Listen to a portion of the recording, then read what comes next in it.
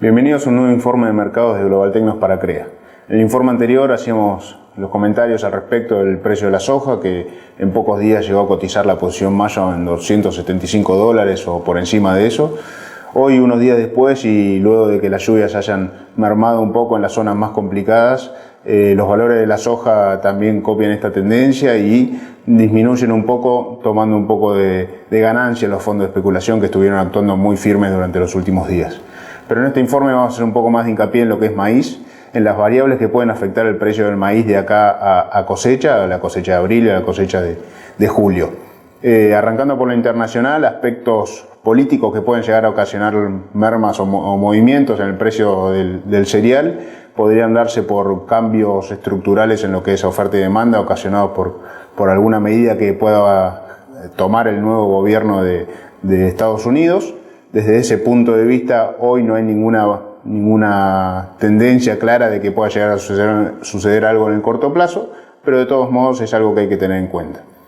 Desde la parte de producción, Estados Unidos a partir de febrero ya va a estar informando a los productores y teniendo una tendencia un poco más clara de qué es lo que va a pasar en términos de siembra. Se espera una reducción de área de maíz y un incremento de área de soja. Esa variable podría llegar a ocasionar algunos movimientos en el mercado, ya sea en la soja o en el maíz, debido a que hoy la relación soja-maíz está muy a favor de la soja, aspecto que de no modificarse tendería a que reduzca un poco el área de maíz. Claramente noticia favorable para los precios por ser Estados Unidos el principal productor, consumidor y exportador de maíz del mundo. Un poco más cerca, en Brasil, tenemos que tener en cuenta que la soja ya empezó a cosecharse y viene más adelantada respecto a lo que venía otros años. Este dato es fundamental para la soja, pero también es fundamental para el maíz, por la importancia que tiene el adelanto en la siembra del maíz de safrinha, maíz que de sembrarse en mejores condiciones, como se espera que se concrete a partir de este mes,